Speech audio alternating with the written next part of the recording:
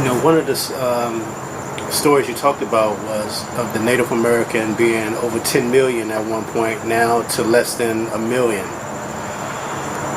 When the European invader came here in the late 1490s, there were 112 million of us in this Republic of the United States. It's not a country, it's a republic. And in less than 500 years, through genocidal practices, through the introduction of diseases that we had no immunity to, and other evil things that he brought with him, arrogance and greed, our numbers went from 112 million to less than a million by 1930. How do you kill off 111 million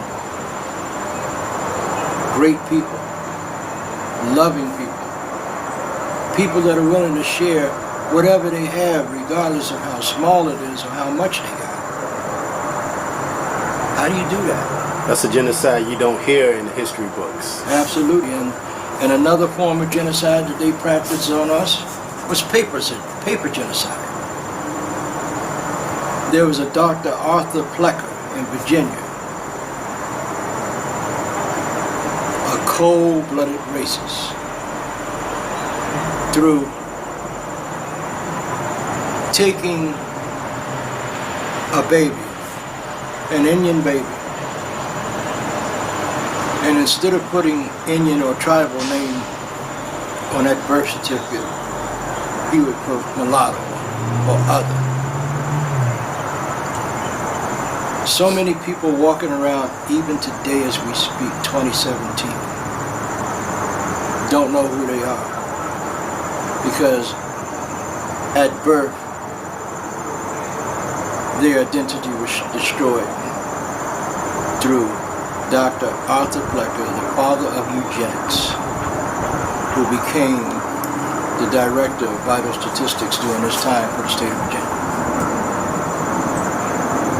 Now, another thing that they teach in the history book was the whole Thanksgiving, the meeting.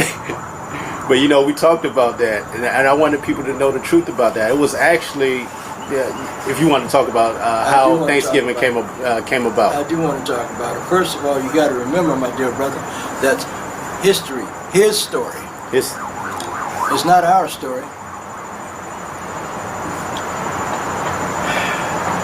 When they proclaimed Thanksgiving, it was in Mystic, Connecticut, a tribe of Indian people, the Pequots, that were thriving and surviving. But shortly after, we taught these white people how to farm and how to take care of the land and raise food. They got beside themselves. A few years after they started prospering, they decided that they were going to take their women and their children out to a big field and have a cookout celebration.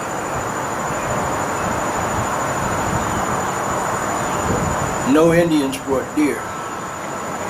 There was never a Thanksgiving dinner with them, according to what they say. Not true.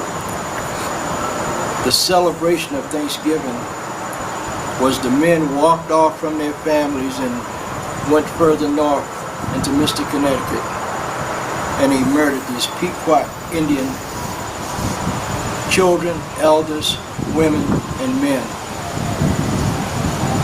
Got them in the enclosure of their habitat. They had built forts, per se, but that was only for the protection of their people. And they trapped them in where they couldn't get out, and they set it on fire, and they burned them to death. Then they came back. They were so thankful that they had killed these Indians, but that was the first Thanksgiving, not what you read about in their books. It wasn't until when President Lincoln decided, instead of having it every other day when they were going to different tribes killing them, that he decided to make it once a year, a day of Thanksgiving once a year. True. But let me tell you about President Lincoln. Because Indians, the Dakota, and Nakota Indians wouldn't give up. These are the people from Minnesota, North Dakota, South Dakota, up in that area, would not give up. They were fighting, and they captured in excess of 200 of them. And they wanted to hang them all. But Lincoln intervened because of politics, should I say politics. And he said, no, I don't want you to hang them all. Pick 38 of them. And that's how they came up with the Mankato 38. That was the largest mass hanging ever in this country, this republic.